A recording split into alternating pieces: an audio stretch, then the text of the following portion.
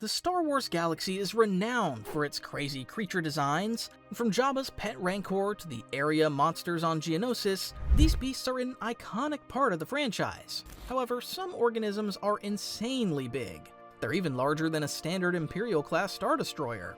Let me put that in perspective for you properly. According to the Dawn of the Rebellion visual guide, these capital ships were 1,600 meters long. In this video, we're going to look at every creature in the Star Wars galaxy that's larger than a Star Destroyer, from both canon and legends. The Purrgil are a semi-sentient species of massive space whales that will be familiar to fans of Star Wars Rebels. They lived in deep space and spent their lives moving between star systems. Purrgil had the unique ability to travel in hyperspace. We see in Ahsoka that their migration routes even took them out of the regular Star Wars galaxy. One of these ended at the extragalactic planet of Peridea, where the whales went to die. Their bones formed a planetary ring around the ancient world. There were two known varieties of Purrgil. Standard Purrgil reached a height of 5.5 meters and a length of 30 meters, so they were still the size of a small starship. However, the larger Purrgil Ultra were hundreds of meters long and definitely bigger than an Interdictor or Venator Star Destroyer. We see how Ezra Bridger used the Force to guide 3 Purrgil Ultra to wrap their tentacles around Grand Admiral Thrawn's flagship, the Chimera, before jumping to hyperspace and saving Lothal from the Imperial threat. Purrgil had streamlined, torpedo-like bodies with bulbous heads. They had 4 large hind tentacles and 5 fins around their bodies that allowed them to slip through the vacuum of space with ease. Purrgil had smooth skin that varied in tone between blue and purple, while some of these space whales had yellow patches on their bodies. They either had irregularly sized teeth or baleen in their mouths, while some had whisker-like tendrils on their chins. Purrgil Ultra had more of these tendrils on top of their heads as well as bumpy protrusions. These giant space whales always lived in pods of up to a dozen specimens. We see in Rebels that sometimes the biggest specimen appeared to be their leader. In order to breathe, Purrgil inhaled the gas Clauson-36, which they metabolized into hypermatter fuel. This allowed them to jump to hyperspace by creating simutunnels. Their tentacles began to glow just before they made the jump. If they didn't get enough Clauson-36, their skin would discolor to an unhealthy brownish gray.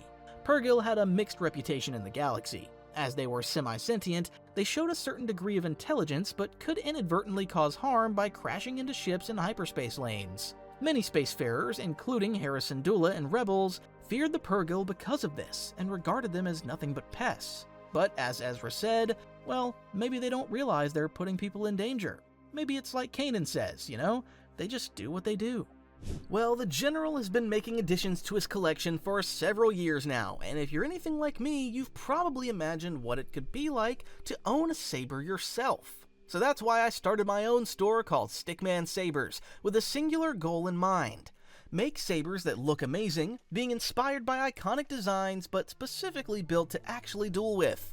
No worrying about babying them, just pick them up and go ham. They're equipped with state-of-the-art pixel technology, giving off an incredibly bright light that will light up the darkest rooms out there. And obviously have that iconic hum, just feels right the moment you switch it on. And for a limited time, if you pick a collector's saber up, you'll also get 2 combat sabers for free. So, if you ever thought about starting your own collection, this is a pretty good place to start. Links in the description, and now, let's get back to the video. The Summa-Verminoth is a monster of truly staggering proportions. In the Dark Vader comic book series, Sly Moore described it as the galaxy's greatest predator. As PA to one of the most evil Sith Lords the galaxy had ever seen, Moore knew what he was talking about. We see from Solo, a Star Wars story, that the Summa-Verminoth was essentially a type of gigantic interstellar squid or jellyfish. This massive spaceborne species lived in the Akkadi's Maelstrom, a cluster of matter that surrounded the planet Kessel. They grew up to 7,431 meters long, or 4.618 miles. That's over twice the length of 2 First-Order Resurgent-class Star Destroyers, or over half the length of a Mega-class Star Dreadnought. It's almost incomprehensible how big these things are.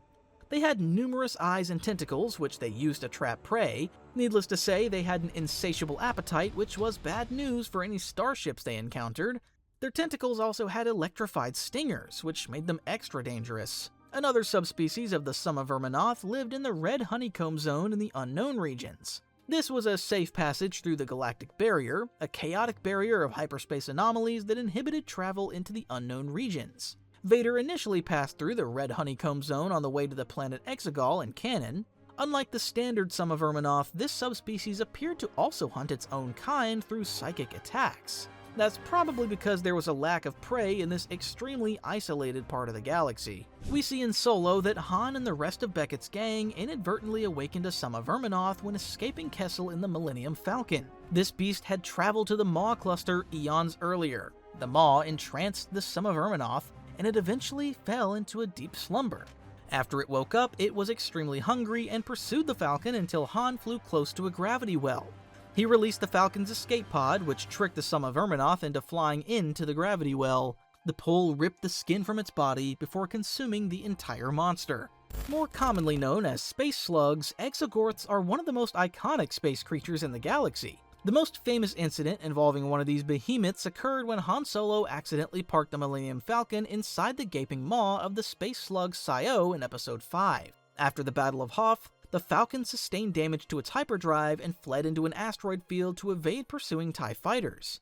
They hid inside what they thought was the crater of a large asteroid, but Han realized the truth before it was too late. The Falcon escaped from Sio's mouth before he closed its teeth. Then the gigantic beast withdrew back inside the crater. However, despite trying to eat the Falcon, space slugs are relatively benign and peaceful. Contrary to popular belief, Exogorths are actually sentient creatures. The canon short story, This Is No Cave, reveals that Sio himself was literally billions of years old, yet still considered relatively young for the species. According to Star Wars, absolutely everything you need to know, they are silicon-based creatures. They reach full maturity at 10 meters and reproduce by splitting into two bodies. However, if they were incapable of this process, they would continue to grow uninterrupted, reaching up to 900 meters. For perspective, this is exactly the same length as a Victory II-class Star Destroyer. Space slugs of this size could swallow entire starships and had independent ecosystems living inside their bodies. For example, Princess Leia was alarmed when a Mynock flew past the Falcon's cockpit window. After they were born, an Exogorth would feed on a meal such as a black dwarf, which is a class of small dead stars. The digestive gases from this meal would stabilize its stomach to create a pressurized environment capable of housing other organisms. That's also the in-universe reason why Han was able to breathe when he stepped outside the Falcon. Sio was born near one of these black dwarfs with an iron core and fed off the energy that it emitted. Space slugs were largely dormant, and their preferred hunting method was to simply close their mouths around anything unlucky enough to fly inside. Ultimate Star Wars explains that although they could lunge forward, as we see in Episode 5, this was extremely energy-consuming, so they rarely did this unless provoked. Their mouths contained 45 teeth, while their blood was red and their saliva was green. The Beldons are massive Rethan gas-filled creatures, which were native to the skies of Bespin. According to Galaxy Guide 2, their average length was somewhere between 800 meters and 10 kilometers. This easily meant that they were larger than many Star Destroyers, including behemoths like the Beldon class in Legends. Beldon traveled in packs of 500 to 3,000, but they weren't all this staggering size. They were a popular tourist attraction on Bespin, and hunting them was forbidden. Nonetheless, they did have a natural predator, the Velker, but more on them later. Beldon metabolizes the natural chemicals and biospheric plankton of Bespin's lower atmosphere through their tentacles. They were so buoyant that it was common for dead Beldon to float for several weeks because of the gas contained inside their bodies. Beldons reproduced through the fertilization of eggs and sperm, but they didn't physically mate. Instead, they released their eggs and sperm into the atmosphere, which floated until random fertilization occurred. They were extremely benign and passive creatures and would usually flee to zones of deeper pressure to escape from predators. Sometimes a weaker or older Belcon would even sacrifice itself by remaining behind to allow its fellows to escape. These gigantic jellyfish-like creatures excreted Tabana gas, which was collected and used as hyperdrive coolant. However, they also contained other highly flammable gases, which made them explosive, so approaching them wasn't a wise idea. Meanwhile, an electrical field surrounded them and protected them from Velkers, who preyed on them by poking holes in their bodies and feeding on them until they entered the poisonous gas layer of Bespin. Beldon herds could extend these electrical fields for hundreds of kilometers, and there were even cases of them interfering with starship electronics. Triggerbirds had a symbiotic relationship with Beldon and could live amid their tentacles without doing them harm or suffering any adverse consequences. There were known cases of Belker surviving in space and interstellar nebulae or gas clouds. Beldon could also consume minerals from asteroids and small planetoids, or even latch onto crypt starships for their mineral content. Space Beldons were also known to excrete Tabana gas. The Velker was the Beldon's natural predator on Bespin. There's very little about these massive creatures in canon, although the reference book Ultimate Star Wars confirmed their existence in 2015. But their first appearance goes all the way back to the 1989 Legends book Galaxy Guide 2, Yavin and Bespin. They weren't quite as big as Beldon, with a wingspan of 300 meters, but the overall diameter of their body was still enormous. These flying creatures resembled wings with lots of razor-sharp teeth. They also had eyes and a long tail that extended behind them as they soared through Bespin's atmosphere. Unlike the Beldons, Velker didn't have a tolerance for toxic gases and so preferred the lower atmosphere. The Wildlife of Star Wars, a field guide, describes them as a type of ichthyoid, which basically means they were a type of fish. We know exactly what Qui-Gon Jinn would say right now. Like the Beldons, Velker could also produce electrical energy feeds, but the difference was that they used these to stun their prey. Large groups of Velker would swarm and overwhelm a stunned Beldon, shredding it with their sharp teeth as it fell from the skies. This feeding process could take several days as the Beldon fell toward the liquid gas interface layer below. Their electrical fields could also damage cloud cars and ships that came too close to them. There was even one noted case of a large pack of Velkers attacking Cloud City, potentially misidentifying it as a large Beldon. The Duinuogwuin are one of the most fascinating species from Legends because they're so secretive that they became near mythological. Also colloquially known as space dragons, their average length was between 10 and 110 meters, although there are stories of much larger specimens. Galaxy Guide 4 explains that they had serpentine bodies, diaphanous wings, and a pair of legs on each of the many sections of their bodies. Space dragons had many scales covering their bodies and were usually different shades of black, gray, or pale blue. The Duinuogwuin were sentient species that isolated themselves from other beings. There's very little known about their biology because of this. One belief is that they had some kind of organic repulsor lift organ inside their bodies because their wings were too delicate to help them take off from any planet except those with extremely low gravity. Some star dragons could exhale superheated gases, causing scientists to speculate that their internal organs were capable of cold fusion. Technically, a species or race known as the Duinuogwuin exists in canon, but it seems that they're a totally different culture. In the High Republic, the Rising Storm, Supreme Chancellor Lina So hoped to build new bridges with neighboring species outside of the Republic, including the Togruta and the Duinuogwuin. So it's highly unlikely that they are the same awesome star dragons from the Legends continuity, but the Legends versions of the Duinuogwuin has definitely influenced the Purrgil in canon. Star dragons could fly and survive in the deep vacuum of space for weeks or even months at a time. According to the sourcebook Geonosis and the Outer Rim Worlds, they could live for up to 6,000 years.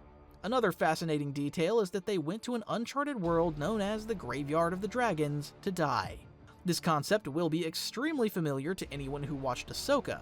A disturbing aspect of star dragons was that when they mated, they were likely to produce unintelligent offspring that were basically vicious monsters. In other cases, the offspring would be intelligent but full of malicious intent. Their parents would usually kill them in both scenarios. Most Duinuogwuin lived in total isolation because of this, and it's no surprise that they were so rare. There was a belief that crate dragons could be the result of a concentration of unintelligent Duinuogwuin offspring on Tatooine. Space grazers were huge, legendary space-dwelling life forms that were said to have existed in ancient eras. They're mentioned in Tales of the Jedi, Dark Lords of the Sith too, and were believed to have gone extinct millennia before 4000 BBY. Remember, when the opening credits of a Star Wars movie say, "a long time ago in a galaxy far, far away," they really do mean it.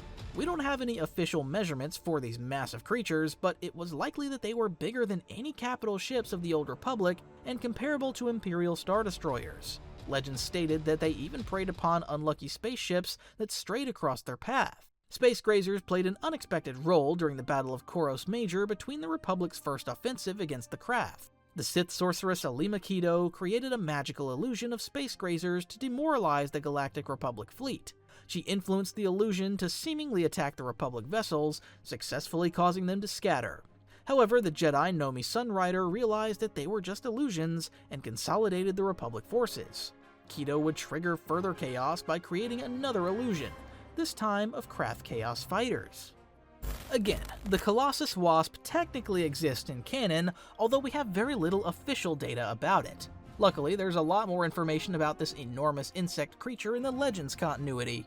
Native to Ithil, the Tales of the Jedi Companion says that these wasps reach between 1 and 1.5 kilometers in length. That's almost as long as an Imp Star Deuce and bigger than either a Venator or Victory-Class Star Destroyer. They had a standard insect body structure that consisted of a head, a thorax, and an abdomen. Colossus Wasp also had 3 pairs of legs. Their tan-colored exoskeleton was strong enough to block blaster bolts. It could also withstand the lack of atmospheric pressure in space and the high pressures of hyperspace travel. Colossus Wasp had evolved for hyperspace travel.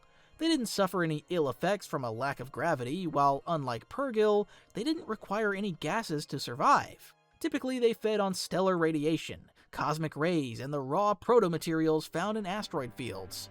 They were even known to feed on space slugs and other creatures that lived in asteroids. More than 4,000 years before the Galactic Civil War, miners of the Nessies came up with the idea of transforming dead Colossus Wasp husks into spaceships. The result was one of the most unique starship designs in the galaxy. Known as Ithilien ore haulers, they scraped out the internal organs and sectioned the husk to make room for the interior framework, the engines, decks, and ship systems. The command bridge was situated in the Wasp's head. Colossus Wasp had a lifespan of several centuries, and after dying, their bodies remained drifting in space. They migrated from planet to planet, spending 18 of their homeworld Ithil's months off-world. They then returned during the remaining 7 months to mate, bear their young, and teach them the fundamentals of survival. The Ancient Abyss was a massive and sacred Sarlacc pit on the planet Felucia in the Force Unleashed video game. It was home to the largest known Sarlacc specimen in the entire galaxy. According to the game's novelization, an entire city existed between the teeth and gums of this enormous beast that stretched for 4 kilometers around its maw. That's over twice the size of 2 Imperial Star Destroyers. Meanwhile, its tendrils were so large that they could even drag powerful beasts like Rancors into its mouth. We see this in the game when it attacked Jedi Master Shaak Ti's mount and forced the unfortunate creature into its maw. Shaak Ti attempted to use the Sarlacc to defeat Starkiller after he arrived on Felucia to kill her. Ultimately, she failed, and she stepped willingly into the beast's maw after warning him that the Sith always betray each other. Starkiller encountered this gigantic Sarlacc again when he was searching for Bail Organa. The Empire had constructed a stabilizer to restrain the beast's tendrils and to rip out its teeth. Starkiller sensed its pain and freed it of its chains. This is an awesome storyline, but we should remember that it's not part of the official canon continuity. Let's just do a little deep dive into Sarlaccs in general. The Star Wars Encyclopedia says that their average length is 100 meters, which is still enormous, even if it's not Star Destroyer sized. They began their lives as spores and could travel great distances. When a male and female encountered each other, the smaller male would parasitically feed off the female. This would decrease her size while increasing his. Once he reached the female's original size, the male would burst and release millions of spores into the air and atmosphere. The most iconic example of a Sarlacc in canon was, of course, the specimen in the Great Pit of Carkoon on Tatooine. Sarlaccs had 2 mouths, with the second located within its body. They also had many stomachs and would spend years digesting their unfortunate prey. They were extremely hardy, with the almighty Sarlacc on Tatooine surviving after Boba Fett burnt his way out of its digestive system.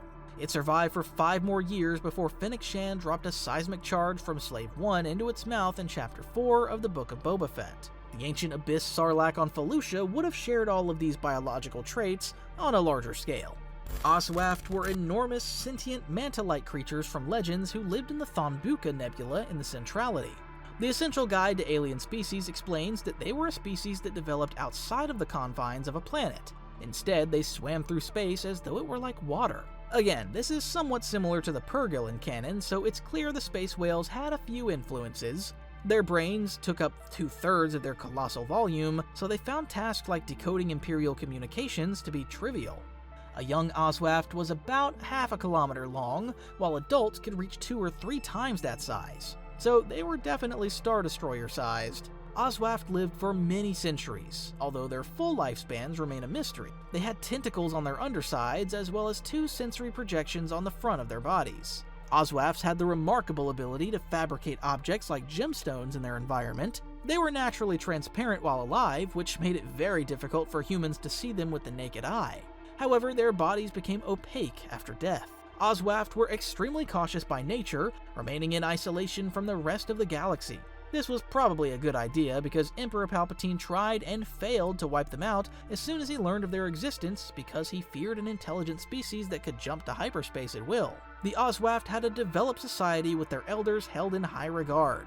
Honorific syllables were added to their names as they grew older and more influential, with some elders having names of up to 19 syllables. The Nebre was another staggeringly massive creature found throughout the galaxy. These manta-ray-like beasts appeared in the Clone Wars series and could reach up to 1,674 meters long. Yes, that's basically the same length as an Imperial Star Destroyer. Nebre lived on worlds including Tatooine, the Rishi Moon, and in the void of space. They had 4 large eyes, which they used to spot predators, while they had large teeth and spotted skin in adulthood. Nebre varied drastically in size, with smaller specimens flying over Jabba's palace. The biggest examples lived in space, where they fed on stellar gases. On the moon Rugosa, tiny baby Nebre flew among the coral forest of the moon's dried-up ocean beds as part of their migration.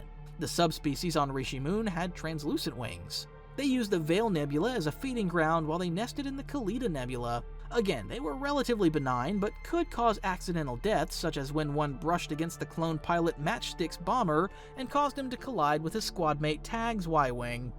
We've seen some massive creatures in this video, but Devourin takes things to a next level.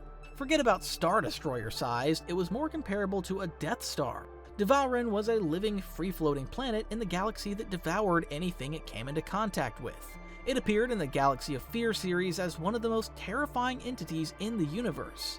The only permanent inhabitants of Devourin were the Enzine, a blue-skinned parasitic species with spikes instead of hair. They literally lived off the land through a symbiotic relationship with the planet by sucking nutrients from the soil with their tube-like tongues. Although they weren't indigenous, the planet tolerated their presence and provided them with sustenance because they attracted more food to it. Devourin consumed beings through little holes in the ground. It slowly consumed and digested them over one agonizing week of intense pain and horror. Most beings suffocated while the planet consumed them in this way, and it left no trace of its unfortunate victim. There were 2 ways to avoid being eaten by the planet. Firstly, visitors could avoid contact with the ground by hovering above it with repulsor lifts or similar technology. However, most beings weren't aware of their danger until it was too late. Alternatively, the scientists who created Devourin also made a special field generator in the form of an amulet that protected them from the planet. However, this was lost when the leader of the Enzines tossed it into the heart of the planet. Finally, I want to talk about Zonama Sekot, one of the most iconic worlds of the New Jedi Order series. This living rogue world had the remarkable ability to travel between galaxies and through hyperspace. Technically, I'm cheating by including it in this video, but it was a living creature, and with a diameter of 11,000 kilometers, it was many times bigger than even a Mega-Class Star Destroyer in canon. Zonama Sekot was the seed of the original Yuuzhan Vong homeworld, Yuuzhan Tar, which was destroyed during the Krimlevian War. Zonama was the planet itself, while Sekot was the living organism within it. During the late Galactic Republic era, it was rumored to be home to the fastest starships in the galaxy. Obi-Wan Kenobi and Anakin Skywalker visited as they tried to find the missing Jedi Purrgil in the novel Rogue Planet. It also played a pivotal role in the Galactic Alliance's war against the Yuuzhan Vong, helping to negotiate a final peace settlement. Zonama Sekot had its own hyperdrive system, which had been built by the Langesi species, allowing it to escape to the unknown regions. We are running a promotion on these selected sabers inspired by these designs in our store, so use the code to get your discount now on our collector sabers.